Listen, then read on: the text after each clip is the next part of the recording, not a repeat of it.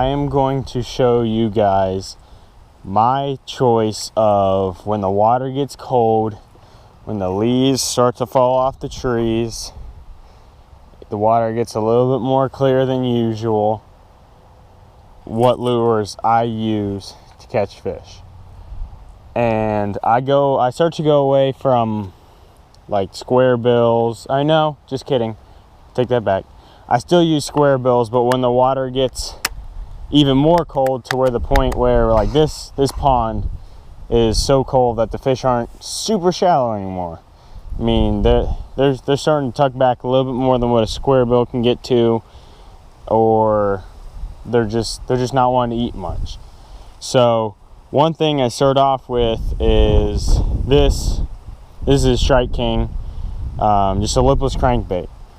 And I'll show you guys a little bit later. I love fishing jerkbaits, especially when the water starts to get pretty clear like this.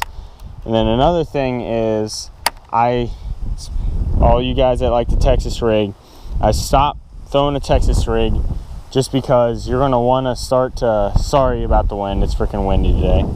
You're gonna wanna start to throw a jig type of lure. And the reason why is a Texas rig it just only gives away the action when you're moving it. And this time of the year, you're not going to want to be moving the lure a whole lot. So that's when a skirt on a jig comes in handy. So you can just slowly drag it and the skirt does most of the action for you. And on my spinning rod, I will start to throw a shaky head, or that's about it when the water's cold. A shaky head, maybe a drop shot, depending on where the fish are at and what they're wanting. Alright, so I'm just gonna make a few casts of this just to tell you guys how I fish a lipless. These things cast like a bullet, and they're meant to be fished on a faster gear ratio.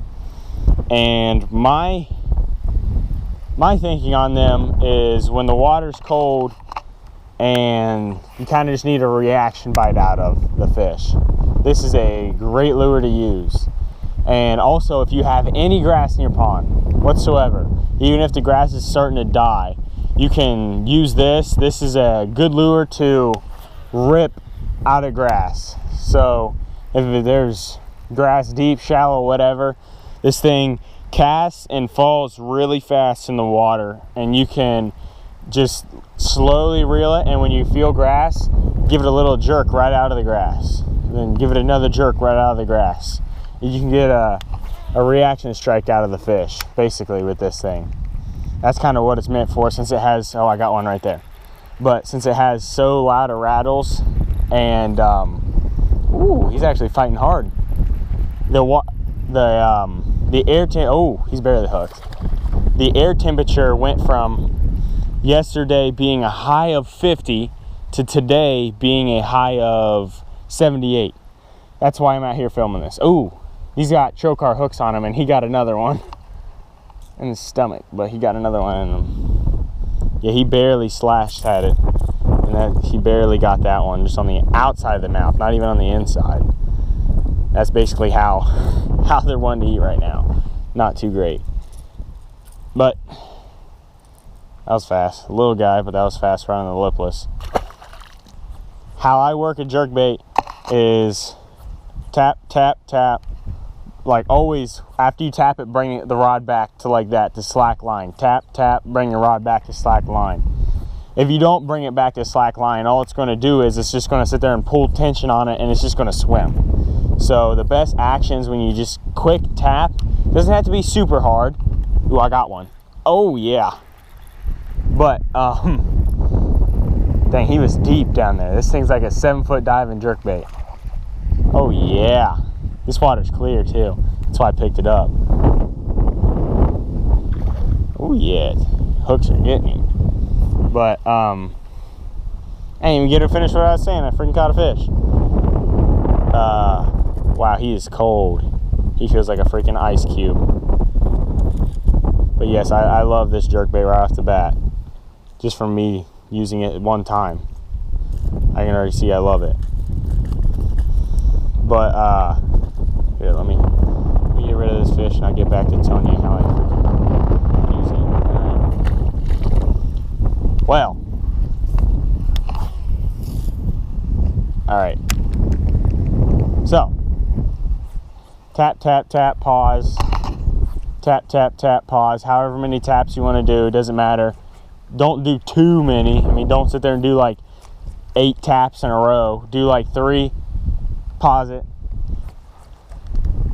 3, pause it. 4, 1, 2. You just kind of vary with it. And by how long, you have to figure out how long to basically let it sit in between taps, and that the fish will tell you what they want, really. If you let it sit there for like 20 seconds, not really. If you let it sit there for like 5 seconds and you start getting bites compared to when you were just jerking it, giving it like 1 second, 2 seconds, and then jerking it, take the hint. Fish are telling you it for a reason. The lures I use and when the water starts to get pretty cold is a jerk bait, lipless crankbait, a jig, a deep diving crankbait. I use those a lot in like creeks for smallmouth. You can use them here, just fish them slow. Don't sit there and burn them on the bottom. Fish them fairly slow. Deep diving crankbait, and sometimes my spinning rod, either a drop shot or a shaky head. That's what I use to get these finicky small, or finicky fall fish. Small, what in the world am I talking about? Finicky fall fish.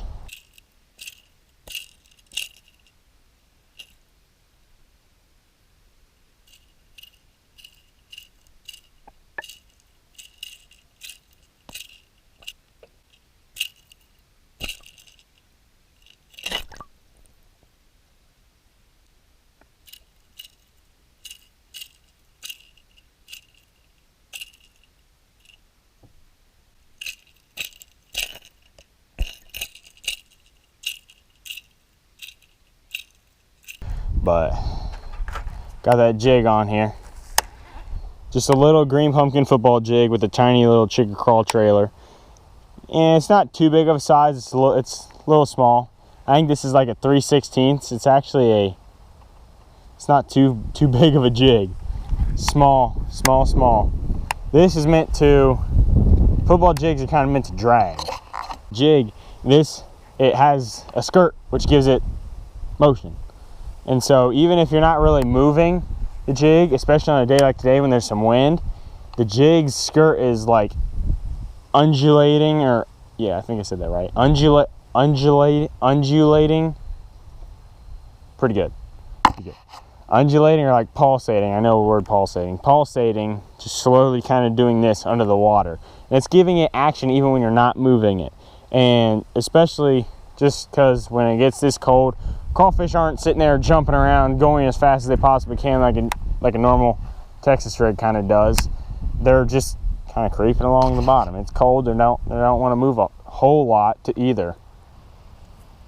That's why you use a jig in the fall right here, ladies and gentlemen. He ate it.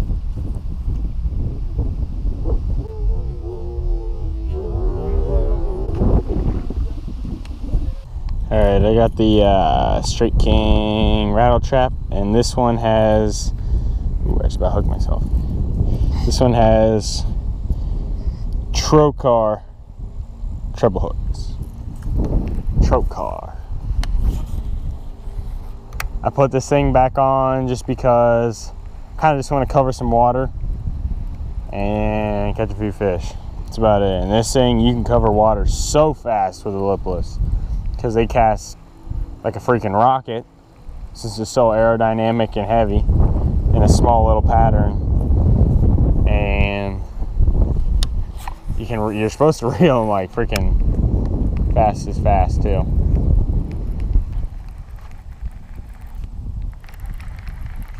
Oh, hey now.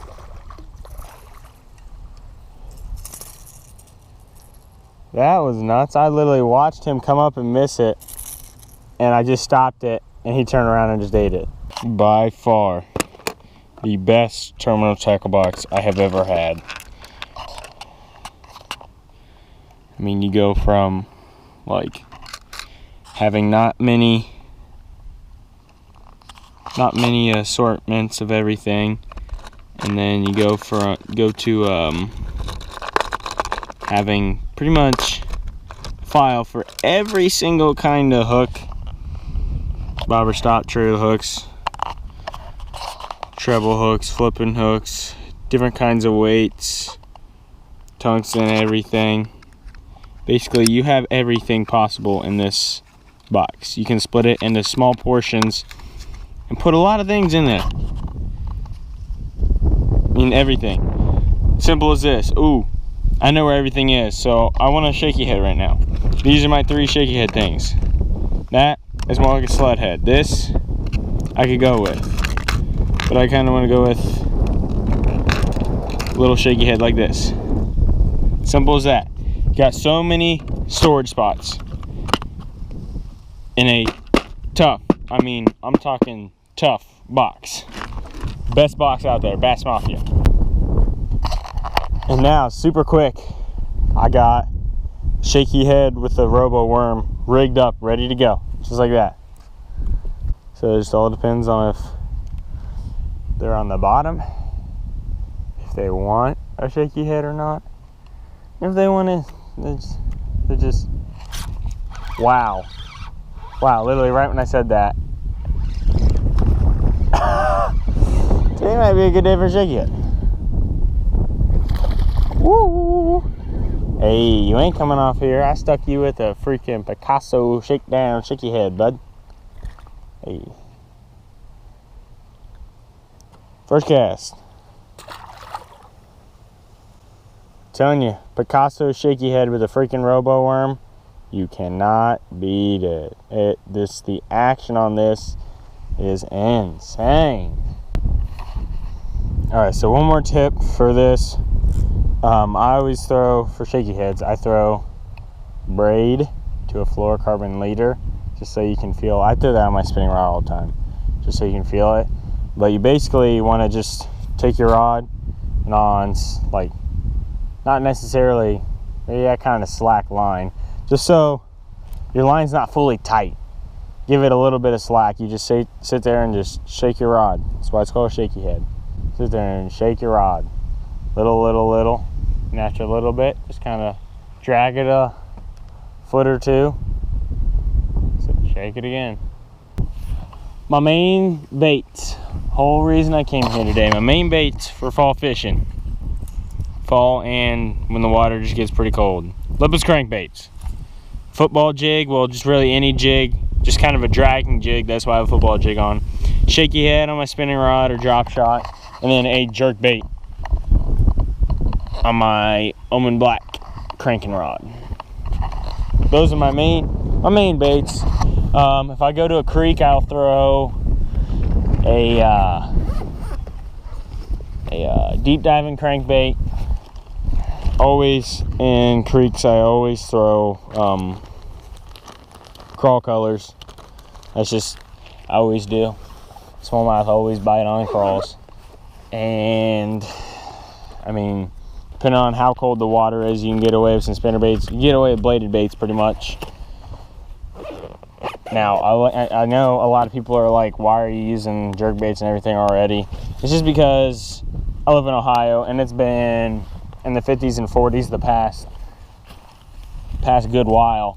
Today's the only warm day we've had in a while, but those are my main baits for the fall / early winter time.